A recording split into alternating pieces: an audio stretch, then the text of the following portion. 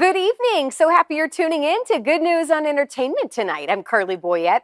Tonight is all about the film God's Not Dead, In God We Trust.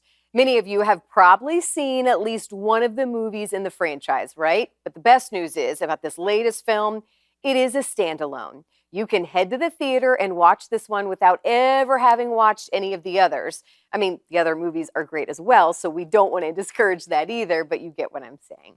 All right, before we dive in and chat with some of the actors and special guests starring in this, let's go ahead and take a look at God's Not Dead, In God We Trust. If we ever forget that we're one nation under God, then we will be a nation going under. Now more than ever, Christians must realize that we are being called to deliver hope to a country that's feeling hopeless. Faith begins where your comfort zone ends. We need to step out into that faith. We're 6 weeks out from Election Day, and a lot of folks have lost hope in the future of our country. We must maintain a wall of separation between church and state. Religion has no place in the public square. Once they bankrupt our country, they will have complete control. Where did we go wrong, Lord? We need someone who can light a fire in the voters. The preacher. He helped on those education hearings. I've been hired to manage your campaign for Congress. I'm not a politician. If you don't take on this fight, we could lose everything. They found someone to run against you. Are we worried about a preacher? My next guest is a candidate for Congress. You're going to get a lot of questions about your faith. Well, maybe people are looking for more spiritual and moral leadership in Washington. You're making God an easy target for them, Pastor. God's not the target, Lottie. Our country is. God's just standing in their way. I will not be made a fool of. I won't stop until your moral high ground crumbles beneath your feet. You don't win unless you play by their rules. I feel like I have two options. I can either do the things my faith asks me not to, or I lose this race. It's like God keeps putting these impossible mountains in front of me. Perhaps God put those mountains in front of you to show that they can be moved. Please pray for David, guys. In God we trust. This contest is about shaping the future of our nation. Keep your boy in line. Because like his God, I can give it and I can take it away. How do you know it's God?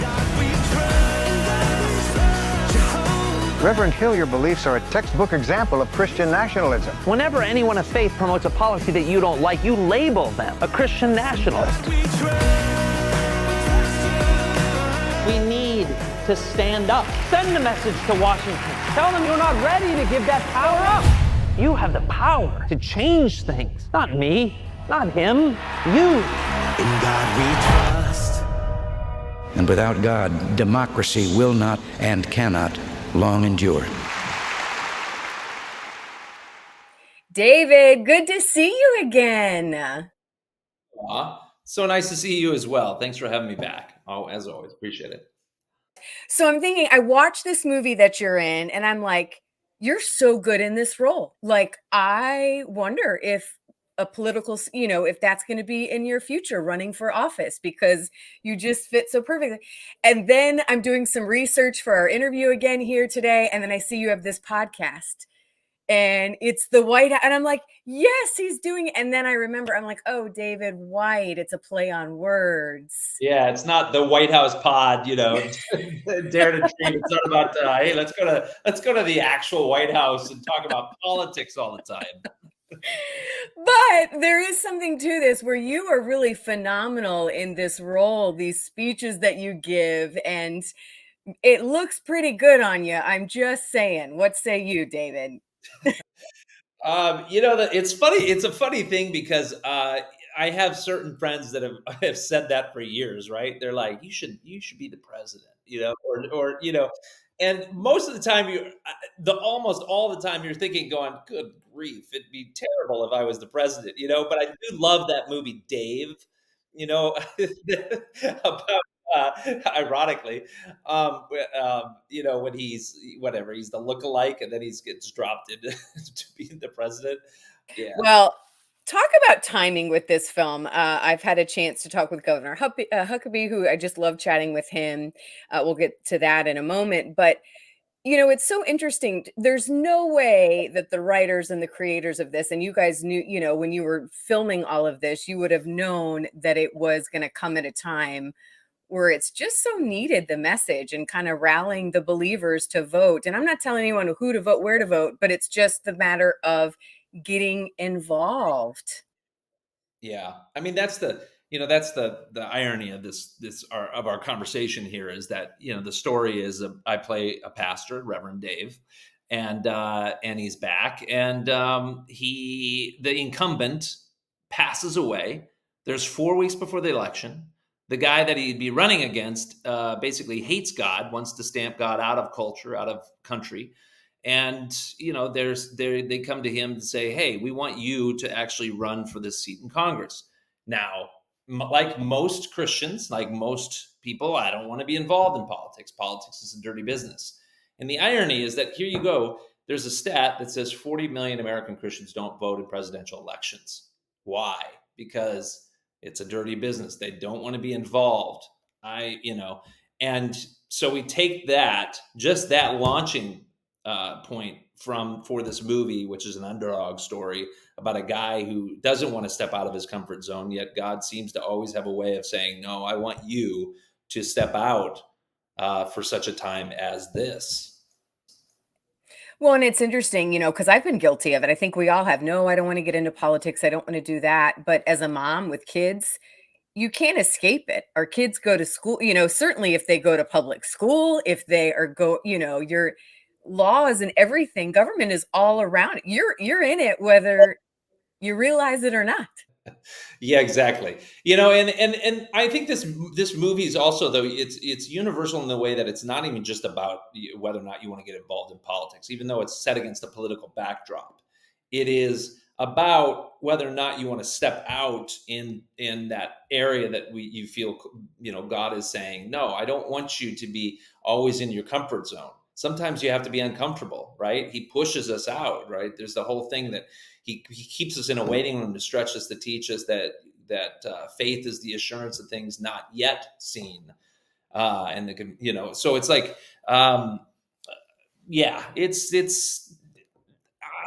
it's all the time. Yeah, how often do we not want to be involved in things? Yet God's saying, "No, I want you to go do this. I want you to step out of that comfort zone." Yeah. Hey, what is the message, the main message you think when people leave the theater? What do you hope it'll spark in them? And again, to have those conversations with who they go see it with. Yeah. Because there's no question you're going to be talking about it afterwards. Well, that stat that I mentioned earlier, but even out of that stat, out of the 40 million people who don't, participate in presidential elections, 15 million of them aren't even registered to vote. And so our goal, obviously we're in election season, is that people would participate. People sit on the sidelines and they armchair quarterback a lot, saying, "Why in the world are things not better?" Right? There's a great line in the movie that says, when I say, "You thought you were angry when they eliminated prayer in school, just wait. If you stand on the sidelines and don't even cast your vote, no one's to blame but you. You have the power to change things."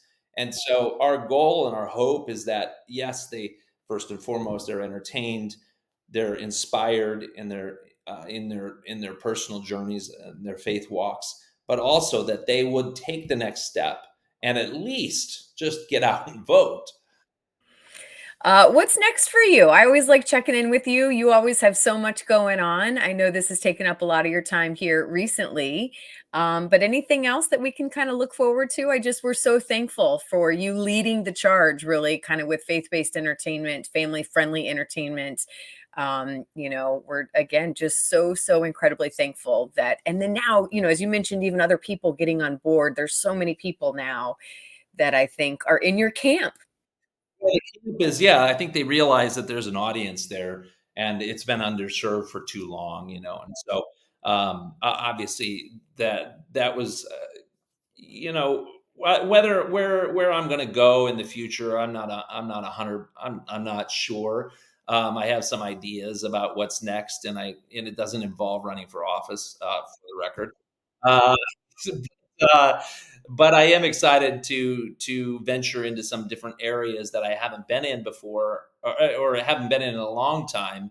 That I feel like I'm being moved to. So, but for now, September 12th, this movie hits theaters. I pray and hope that people, go out and fill up in a row. Get your tickets ahead of time, because when you do that, it does send messages to the theater to say, I'm casting my vote even for faith-based content like this, and it belongs in the theater, and it should stay in the theater longer. And if you don't go out that first weekend, Hollywood likes to try to get these movies out of the theater.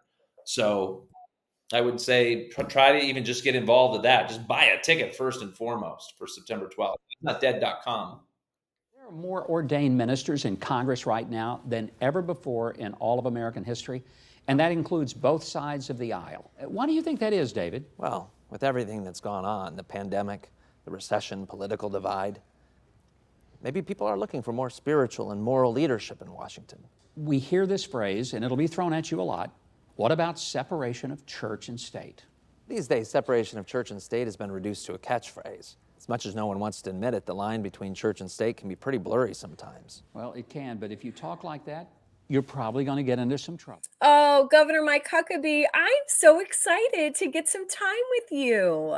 Carley, thank you. Delighted to be with you. And we've got a lot of great things to talk about with this new film. Yes, we do. You are so busy these days. How many other movies have you been in? Had these little guest appearances in? Let's see. I did a cameo role in God's Not Dead Part 2.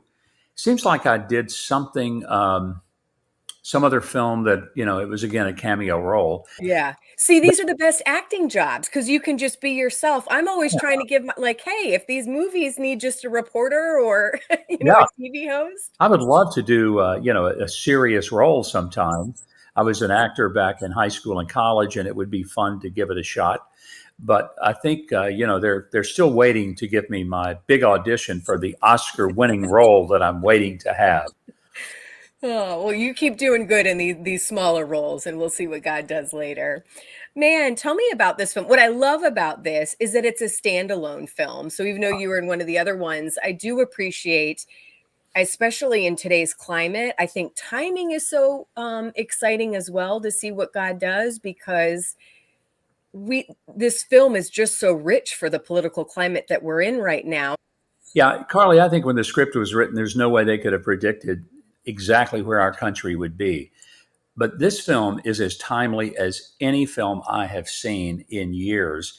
And it really speaks to the heart of what it means for a Christian believer to look at his or her world and say, should I vote? Does it make a difference? Should I get involved in a political realm?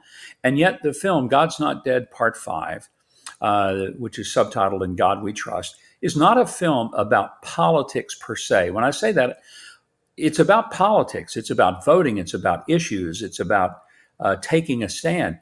But no one will detect that it's a Democrat or Republican kind of film. It doesn't take a partisan position. It simply talks about citizenship and responsibility and the ethics of that. I think it's a powerful movie, and I thought it was brilliantly written and masterfully executed, because it's not a film that preaches or that tries to persuade a person to a particular point of view in the sense of, hey, you need to vote Republican, or hey, you need to vote Democrat. It's not that at all. But it does say, if you're a Christian believer, you can't sit it out. You just don't have that option.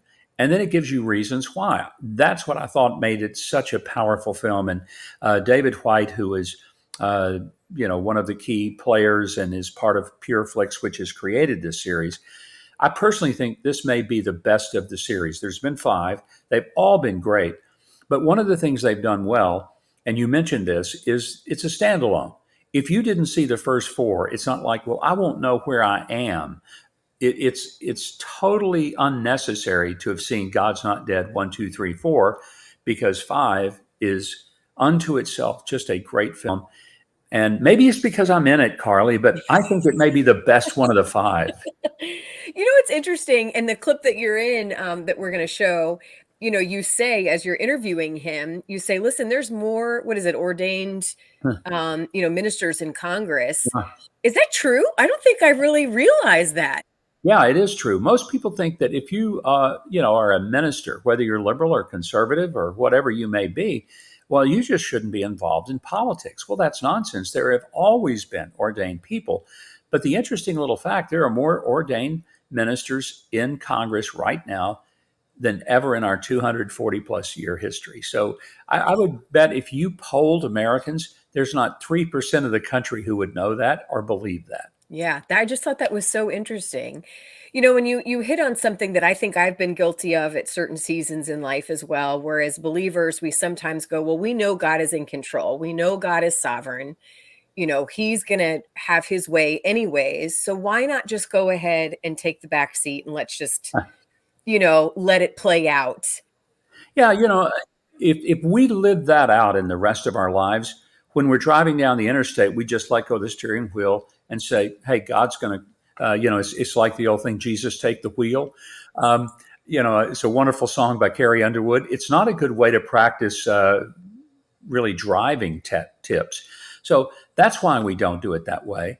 God, in fact, is in charge, but he also holds us responsible for certain things we do, the way we raise our children, where we send them to school, what values we instill in them. Those are all things that we could say, well, God will take care of that. But won't he take care of that through his instruments on earth, us? Yes. I mean, it's ridiculous for us to say, well, God is going to do whatever he's going to do, so I'm not going to vote. I'm not going to get involved. Well, that's a surefire way to turn the world, and particularly our country and culture, over to Satan. And he's more than willing to take the wheel. I can tell you that. And all he has to do is to have us slide over to the passenger seat and take a nap. And he's more than willing to drive. But where he takes us, let's be honest, we don't want to go. So here's the way I look at it, because I've had people, this story, God's Not Dead 5, in a way is almost a mirror of my own story. I was in communications, broadcasting, radio, and television, and then I took a foray into the pastorate, which was really an unexpected turn for me. From there, I never thought I would get into politics because I figured, pastor, nobody will take you seriously to run for office. Well, I ended up doing it anyway. And so this story is about a pastor who is challenged to run for office because of what's going on in the world. And he does. And it's very much like my story. But I also remember how many people came to me and said, "Oh, I'm so sorry you're doing this. This is terrible. You've abandoned God." And I thought, "No, I haven't." Or they would say, "You've left the ministry." And I said, gee, it seems like when I read the New Testament, it says that those who are in government are ministers of God. But the bigger picture that I want people to understand is that I never meet a person who doesn't want for America to be a better country, that it would be more reflective, a Judeo-Christian foundation that we really have. But I like to tell people, everyone wants to eat from a clean plate, but that means somebody's got to do dishes. So when people tell me politics is dirty, I don't want to get involved, I'm thinking nobody really wants to get their arms up to the elbow in dishwater. But if we don't, and we sit down to eat and the plate's dirty from 3 meals before, I don't think it's very appetizing. So if you want a better country, at some point, we got to wash the dishes. Yeah, amen. It's so easy to see where the enemy is at work, and it's so easy. And I get it. Me and you both come from, hard news and been in those stories where it's so easy to concentrate on the divisiveness and what's going wrong with the country, and for that to lead the headlines. But I don't want people to miss out what God is doing and the hope that is out there. And I think this is a movie that can help remind people of that.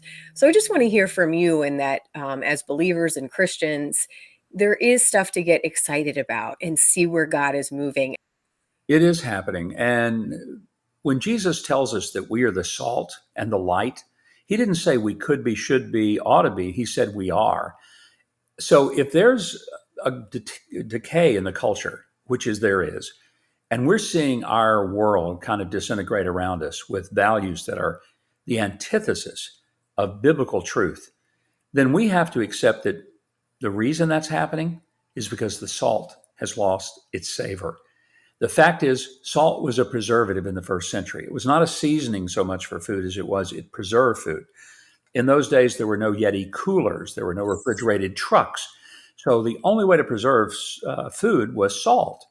And in fact, people were paid in salt because it was such a valuable commodity. When you hear a person say he's worth his salt, what it means is he's worth what he's being paid in salt.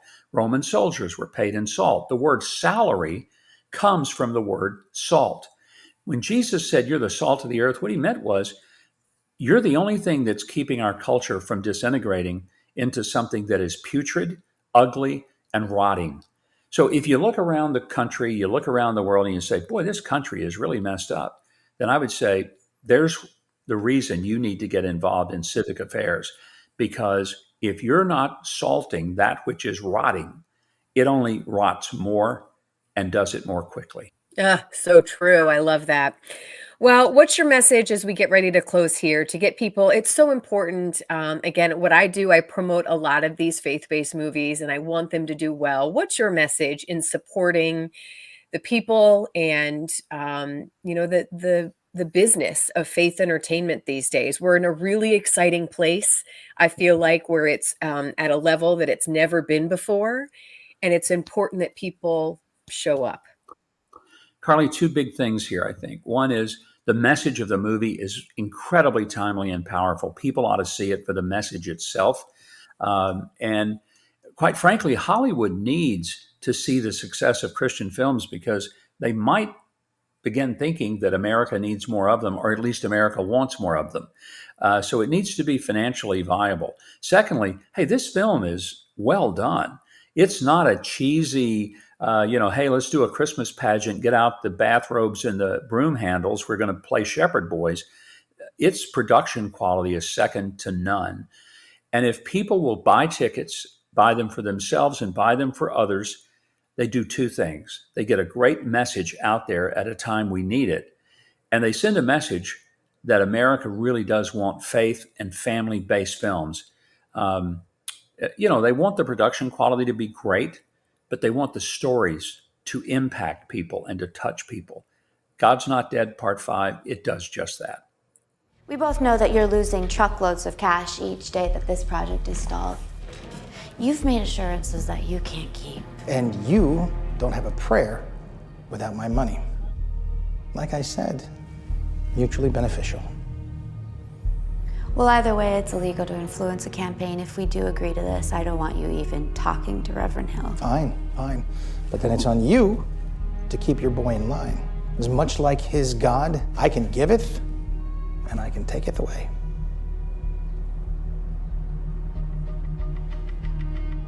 Dean, I told you before we got started, I can't believe I've been in this position about a year and a half where I've been hyper-focused on the faith-based movies. And I finally get a chance to talk with you. How are you? I'm wonderful, Carly. How are you? Good. I'm excited about this film. I think it's so good. What I love about it is that it's a standalone film. So we're not asking people like, hey, you have to watch the entire series. It's always good if you do. I'm not saying you shouldn't do that. But I just love that this is so needed. Like, to me, it's such a God thing, the timing of this movie. You guys couldn't have known that, hey, we're going to put out this movie right at this time when this message is really needed. It's crazy because it feels like we made it specifically for this time. And obviously that wasn't the case. It was something that's been in the works for a while. Obviously, the idea between, the separation of church and state has been something that's been dealt with a lot and talked about a lot. And there has been a very clear and pernicious move to remove God from schools, prayer from schools, God from, with football field and places like that. It's, and I don't necessarily agree with that. So it's wonderful to be able to have the conversation. It was really interesting to see that the football coach who was fired for having, for praying with his ball players, their choice, whether they want to play or not, before a game or after a game. If you watch the NFL, if you go to an NFL game and you watch the game before the game starts, you'll see both teams come together in the end zone for prayer. They do it all the time, because it's somebody can get paralyzed or something. Awful things can happen out there. But it happens. There's big groups of people. Not everybody does it, but they're welcome to. It's around, and we don't talk about it enough. And in politics, they try to keep God out of politics 100%. But the thing is, your morals and your values are informed by your faith. Yeah. Let's talk about, again, going back to that this is a standalone role, but your role in particular, there is a link. It's the same character. So talk a little bit about, maybe bring people up to speed if they didn't see that first movie, and how your character comes back, and that people are going to see other, people they've loved over the franchise as well. Sure. So in the first God's Not Dead, excuse me, might have to cough before I speak this guy's name. Mark Shelley. My character was introduced. He is a business guy, has a plan for his life. When his girlfriend tells him, I've got cancer, he's like, well, then you're out, because that's not part of my plan, and I'm not here to, just an awful guy like that. He's just all worried about himself, doesn't care about others, and will step on people with no remorse whatsoever. And his life is wonderful. And he is the only non-redeeming. He has nothing redemptive about him in the film at all, the first one. In fact, my son went to a Christian high school, and they were all watching the movie, and people were like, dude, your dad's a jerk. He's like, he's not like him, he's acting. And so that character didn't have any redeeming qualities. Well, he comes back in this film, the same guy, but he's a political power broker now. So he wants to put his money where he can get a kickback and get some things for getting someone elected, which exists so much in this day and age. And even in this particular film, it's Pastor Dave who's running, who's the super moral religious man running, and even his campaign, because you don't control everything within your campaign. You're supposed to, and you will take the fall if something goes south. And so in this film, things do go a little south, and my character might have something to do with it. Well, thank you so much for your time. Again, I can't wait for this to come out. And again, if you couldn't ask for a more timely movie, I hope it's going to encourage people to pray about, what they do, how they get involved, how they talk about politics and everything. But we appreciate all that you've done for the faith-based entertainment industry. Keep them coming, keep the films coming. There's, there's a market for them, there's a demand for them. And, we just appreciate that you've been able to step in the ring. So keep it up. It's an honor. Thank you, Carley. We need to stand up. Send the message to Washington. Tell them you're not ready to give that power up. You have the power to change things. Not me, not him, you. In God we trust. And without God, democracy will not and cannot long endure. For more info on this film, just go to godsnotdead.com. Now, this is a Fathom event as well. That basically means they are the ones helping distribute this movie to theaters. So you can go to their website as well, fathomevents.com, to see what theater is closest to you. I hope you enjoyed tonight's show. I'm Carley Boyette, and I look forward to seeing you next week right here on your Christian Television Network.